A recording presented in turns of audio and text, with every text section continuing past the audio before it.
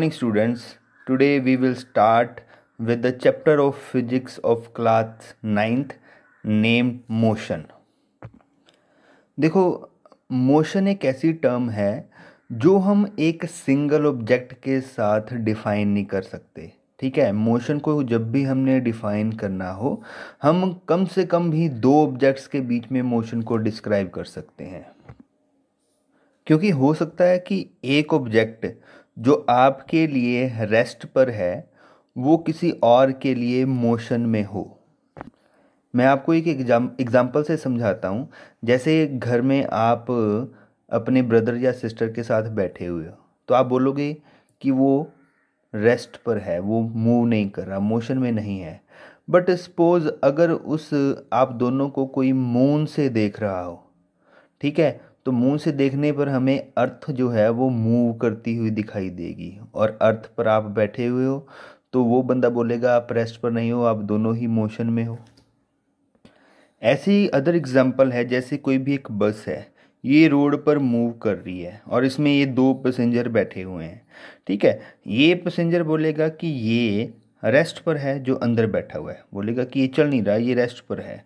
But जो बाहर से इन दोनों को देख रहा है वो क्या बोलेगा कि ये दोनों क्या हैं, मोशन में हैं। ठीक है, तो हमें जब भी मोशन को डिफाइन करना है, हम विद रिस्पेक्ट टू डिफाइन करते हैं, किसी के साथ कंपेयर करके डिफाइन करते हैं मोशन को। तो अगर मैंने मोशन को डिफाइन करना हो तो मैं क्या करूँगा, देखो ध्यान से सुनना है। An object is said to be in motion, an object is said to be in motion if it changes its position, if it changes its position with respect to its surrounding। ठीक है, surrounding क्या होता है, उसका आसपास, ठीक है, उसका एनवायरनमेंट, उसकी आसपास की चीज़ें।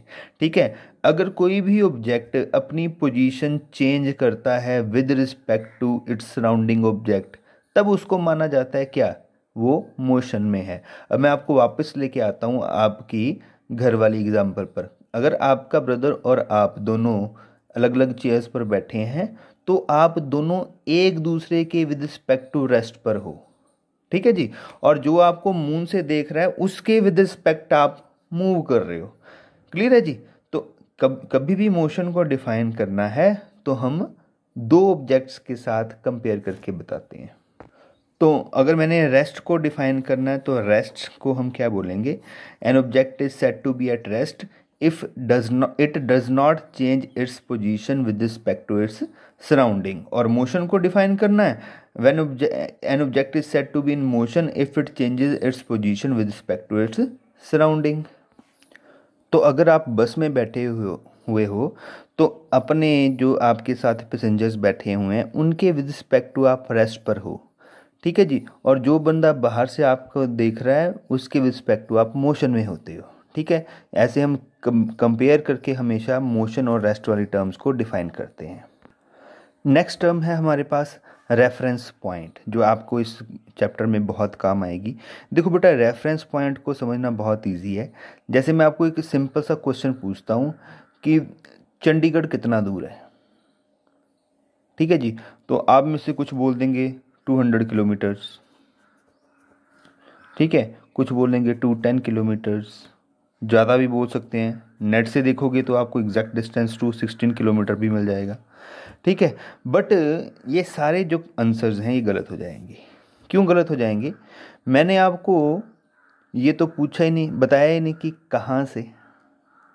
ठीक है, तो मेरा जो क्वेश्चन था वो इनकम्प्लीट हो जाता है अगर मैं आपको ये नहीं, उसका स्टार्टिंग पॉइंट आपको डिफाइन नहीं करता हूँ। मैंने आपको सीधे पूछ लिया चंडीगढ़ कहाँ है, तो मैं ये वीडियो जो है वो गुरदासपुर के स्टूडेंट्स को डेडिकेट कर रहा हूँ।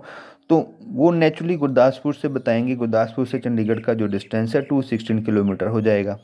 ठीक है, बट मैंने वहाँ पर आपको स्टार्टिंग पॉइंट नहीं पूछा था। ठीक है, तो स्टार्टिंग पॉइंट यहाँ पर पूछना जरूरी है, क्योंकि अगर मैं पूछता हूँ चंडीगढ़ कितना दूर है, तो वो पाकिस्तान से भी हो सकता है, मुकेरियाँ से भी हो सकता है, दिल्ली से भी हो सकता है। ठीक है, तो स्टार्टिंग पॉइंट हमने हमें मेंशन करना बहुत ज़रूरी है, और इसी स्टार्टिंग पॉइंट को कहते हैं रेफरेंस पॉइंट। जैसे मैं पूछूं कि चंडीगढ़ गुरदासपुर से कितना दूर है, तो मैंने आपको रेफरेंस दिया, कहाँ का, गुरदासपुर का। ठीक है, तो रेफरेंस पॉइंट की बहुत ज़्यादा इम्पोर्टेंस है। तो रेफरेंस पॉइंट क्या हो सकता है, इट इज स्टार्टिंग पॉइंट और यू कैन से ओरिजिन। ठीक है जी, मैं आपको और एग्जांपल से समझाता हूँ। यहाँ पर जैसे आपने 8th क्लास में कुछ ग्राफ्स बनाए होंगे, ठीक है, ये ऐसे कुछ ग्राफ्स, इस तरफ को होता है एक्स एक्सिस और इस तरफ को होता है वाई एक्सिस। ये किसी भी डाटा के आपने ग्राफ बनाए होंगे। मैंने यहाँ पर डाटा लिया है number of students in your class and their weight. ठीक है, तो मेरे को अगर इसका ग्राफ बनाना है तो हम बना सकते हैं। जैसे सपोज 4 स्टूडेंट्स का जो वेट है वो 50 kg है। ठीक है, तो हम क्या करते थे, यहाँ पर ऐसे पॉइंट लगा देते थे। ठीक है, ऐसे अगर 6 स्टूडेंट्स का वेट है जो 150 है, तो हम यहाँ पर ऐसे पॉइंट लगा देते थे। 8 स्टूडेंट का वेट है वो 50 kg है, तो ये ऐसे पॉइंट लगा देते, फिर इनको ऐसे ज्वाइन कर देते थे। तो we have the graph like this. ठीक है, तो यहाँ पर इस तरफ मैंने एक्स एक्सिस पर जो पॉइंट्स मेंशन किए हैं 2, 4, 6, these are the number of students and this is weight को मैंने मेंशन किया हुआ है। ठीक है, अगर मैं यहाँ पर ये मैंने टर्म 2 लिखी है, इसका मतलब क्या है, इसका मतलब है ये यहाँ से लेके यहाँ तक 2 स्टूडेंट्स, यहाँ से यहाँ तक 4, 6, 8, 10, ऐसे ही वेट यहाँ से यहाँ तक 50 kg, इधर से इधर तक 100 kg, यहाँ से यहाँ तक 150, इधर से इधर तक 200 kg। तो ऐसे ये रेफरेंस लाइंस होती हैं। ठीक है, इसको हम कहते हैं एक्स एक्सिस, ये वाई एक्सिस, और ये सारी लाइंस का ओरिजिन कहाँ से है, ये ओ से है, ओरिजिन से, और इस पॉइंट का नाम फिर से क्या पड़ जाता है, रेफरेंस पॉइंट पड़ जाता है। ठीक है, और मैं यहाँ से किसी भी टाइप का ग्राफ बना सकता हूँ। जैसे मैंने स्पीड का ग्राफ बनाना है, एक बच्चा है वो भाग रहा है और वो डिस्टेंस कवर कर रहा है कुछ टाइम में। ठीक है, तो मैं सिंपली यहाँ नंबर ऑफ स्टूडेंट्स को काट के क्या लिख सकता हूँ, टाइम, और इधर क्या लिख सकता हूँ, डिस्टेंस इन मीटर, ये टाइम इन सेकंड लिख सकते हैं हम। ठीक है, तो सपोज वो बच्चा 2 सेकंड में 50 मीटर डिस्टेंस कवर कर रहा है, तो ये पॉइंट आ जाएगा यहाँ पर। ठीक है, एक फर्स्ट पॉइंट मैं किसी और पेन से बनाता हूँ, और 4 सेकंड के बाद वो पहुँच जाता है 100 मीटर पर, तो यहाँ पॉइंट आ जाएगा। ठीक है, 6 सेकंड के बाद पहुँच जाता है 150 पर, तो यहाँ पॉइंट आ जाएगा फिर से, और 8 पर पहुँच जाता है 200 8 सेकंड के बाद, तो यहाँ पॉइंट आ जाएगा। तो ऐसे ये ग्राफ बन जाता है। ठीक है, क्लियर है, इन पॉइंट को ज्वाइन करने के बाद। तो ये हमारे पास क्या है, डिस्टेंस टाइम ग्राफ बन गया। इधर मैंने डिस्टेंस लिया और इधर टाइम, तो ये डिस्टेंस टाइम है, और ये इस ग्राफ का क्या नाम हो जाएगा, weight and number of student graph. ठीक है, weight and number of students graph ये वाला, और ये डिस्टेंस एंड टाइम ग्राफ बन जाएगा। तो यहाँ पर भी हमारे पास एक रेफरेंस पॉइंट होता है जहाँ से अब हम अपनी कैलकुलेशन स्टार्ट करते हैं।